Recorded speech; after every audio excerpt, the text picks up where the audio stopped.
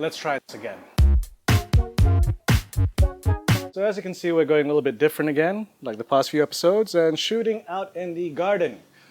And this garden wouldn't have existed if it wasn't for lockdown. I've been meaning to do an episode about my little gardening adventures in the past year and a half. And since not that much has happened this week that I would like to talk about for more than 5 minutes, figured I'd do one in the garden. I mean, for starters, there was a little water shortage, which was annoying. For those that don't live in Malaysia or in the state of KL and Selangor, there was for some reason a water shortage for 4 days for over just under 1,000 areas within the state. So it was basically the whole state. Shit's been happening a lot, especially during lockdown. And they never explain why, though I'm pretty sure it's because factories or whatever are dumping shit they shouldn't be into the river. I don't know. Either way, they had to shut down for 4 days, I guess to clean all the filtration and pipes, so everyone had to stock up on backup water. And I kind of overdid it because the last time we had a long water shortage, we ran out of water in 2 days. So this time I just filled up every single plastic bottle I had in the house as well as our big tanks, just to make sure. And it was overkill, but at least we didn't run out of water and we could stay clean and poop. And also water the plants because it's been a stupid heat wave this past week. Clouds will pop up to make it seem like, ooh, we're gonna rain. It never rains. Plants need water, especially the crops, which is kind of the main reason why I started gardening. Because when the lockdown happened, the first lockdown last year, you're stuck at home. And for us, we're seeing how our friends are trying to make do with what they can living in apartments, just trying to get their fresh air in their tiny little balconies. And it really made me go we have a front yard. We have a landed property house. We should just clean up this area and actually make use of it because we can actually sit outside in a private location. So yeah, it started off with just cleaning up and mopping everything and making sure that it's comfortable to sit in. And then from there I was like, you know what?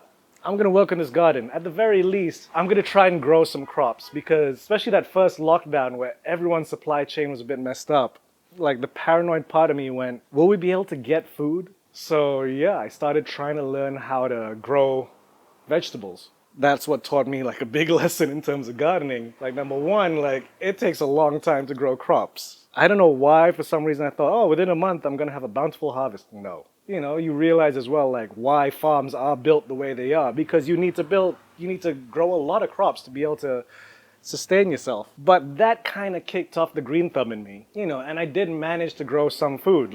In the past I've grown salad. Can't really grow right now because this heat's just killing it. Corn has been the easiest. It can be erratic. I always grow about 3 plants at a time, and usually one plant will definitely not give me any corn. But yesterday we just harvested one of the plants. Nice big juicy corn, which I'm kind of proud of. Trying to grow some cherry tomatoes. Tomatoes have been a bitch. That is a plant that has just gotten used to humans taking care of them 24/7. The first few times I tried to grow tomatoes, it failed miserably. Then the last successful one, I think I only got 2 or 3 tomatoes before it died from the heat. This time with the cherry tomatoes, they're growing quite nicely and just waiting for them to fruit. But yeah, it has been an interesting journey growing this stuff. I think as well, lots of people started gardening during lockdown. Some to grow crops and others just to grow stuff. And I kind of get it. You wanted something to concentrate on that takes up your time, and growing things is kind of rewarding. And it gets you into a rhythm, a schedule, a routine. And it's a routine that I now is totally ingrained in me because I remember when the first lockdown ended and I just went back to work as usual because shoots just started happening like crazy. And a lot of my plants died as a result from just 1 week of not caring for them the way I used to. So now it's like a routine, no matter what I'm doing, I gotta be back by 6. Before sundown, I need to water my plants, I need to feed the cats, do some pruning, do whatever I can in the garden, which has also been a good workout, a good exercise. Although it's not great for your back. You really gotta watch your back because there's a lot of bending over involved. I should really put these guys at height level, but I have ground and grass. Might as well take advantage of it. It's weird because I don't have any particular system, and I'm pretty sure I'm not growing stuff in the way that proper gardeners and horticulturists do. But at the same time, it's been an enjoyable experience, just growing these plants, random plants. A lot of these plants, I don't even know what they're called. And just using this area, because this outside area is quite nice to meet people, because even with lockdown over, we try to minimize how many people come into the house. So having this outside area to meet people and sit down, have a drink is quite nice. A cool breeze usually comes through when it's not so hot. And for some reason, like once I started gardening, people just started giving me plants to grow, My neighbor, who's a really good gardener, like he has maintained his garden, like it is a full-on garden. He passed me some Japanese roses. My mom's been passing me plants, like these big leaf plants, which I don't even know the name of. Some surai, lemongrass, for those that don't speak Malay. Lemongrass and what's the other one called? Citronella, I think. Yeah, citronella. In Malay, it's kind of easier. There's serai and serai wangi, so that makes it a little bit simpler. Tried to do houseplants as well. Got a few. Well, no, got one now in the house. My little kitten likes to knock over some of the plants. Amelia passed me some spider plants. Davina passed me these aloe veras, because her mom lives nearby. So one day, like as she was passing by, she hid aloe veras around my garden for me to find. And yeah, they've been new plants growing out of it right now, so that's cool. But yeah, it's been interesting. Like, some of the plants are easy to grow, like the hardy and strong, and other plants take a lot of work.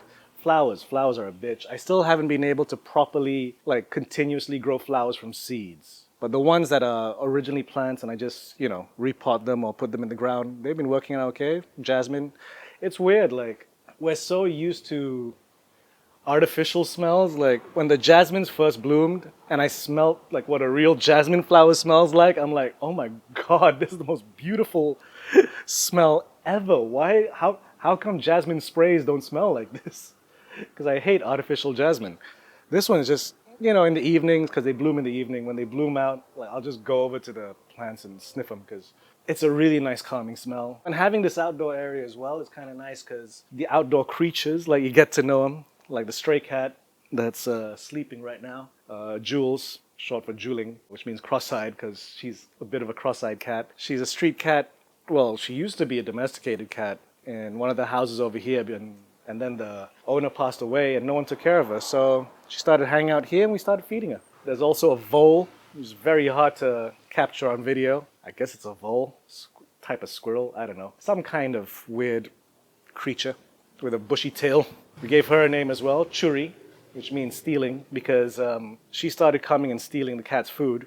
But now they've become friends, so Juling and Churi kind of communicate with each other, which is very, very interesting. Other stray cats obviously pop by as well. Plants, of course, attract snails and other insects, so sometimes we have butterflies and dragonflies and Mr. Snail, which I'm pretty sure a bunch of different snails, but every time we see a snail, we call them Mr. Snail, who also eats the cat food and frickin' loves cardboard. Like, I think cardboard is a snail's crack. They'll just chew up cardboard. If I leave a box around, I'll find Mr. Snail on it, just eating the cardboard. It's gross. Cardboard and mail. Like, if we don't pick out our mail, Mr. Snail will eat the mail, which is weird. But it's interesting.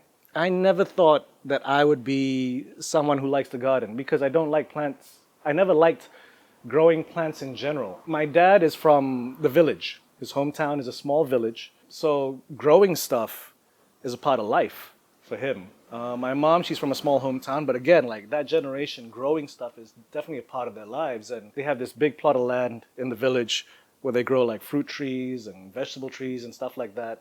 And they go there like every week, especially now because it's blooming season, fruit season, or it was at least. So they keep going back to make sure that the fruits are picked and all that stuff. And I'd always hate going on those trips because I never enjoyed it. In the village, the red fire ants are fucking huge and they will chomp at the bit. And my mom can climb those trees with all these ants on her legs and she'll be fine, whereas I get one of them on me and I'm in excruciating pain. And I mean, my brother is obviously a green thumb because his job is, he's an arboriculturalist. Arborist? Arborist, yes. He's a tree guy. He literally like climbs up trees and cuts them and trims them. That's his job. That's his company. Speaking of which, like little plug, Setia Bhakti Tree Care. If you need your trees done professionally, he's the man. They do their shit well. He's got a constant 5-star rating. Anyway, but yeah, like my family's always been, people that have been one with nature, and I never have been. I was actually going to cement all of this because it was pissing me off. Like I didn't want to have to deal with all these plants because they would just overgrow. Because a bunch of these plants had already existed here, like the bamboo behind me and all that stuff. These weird palm leaf looking plants with the red thing on it. I don't know their names. Like all that was here before, and I'm sorry, like I just didn't have the patience to deal with it before. But during lockdown, suddenly that patience popped up, and now it's a part of my life. I get really pissed off if I miss watering the plants, or some of them die, or get abused by the weather or pests. You know what I mean? Like it's a big part of my life now. It's part of my routine. I guess I'm getting older. I guess this is what getting old is. It's like the stereotype. You get old, you start working in a garden. Fuck it. I'm 41. I guess this is what I'm supposed to do.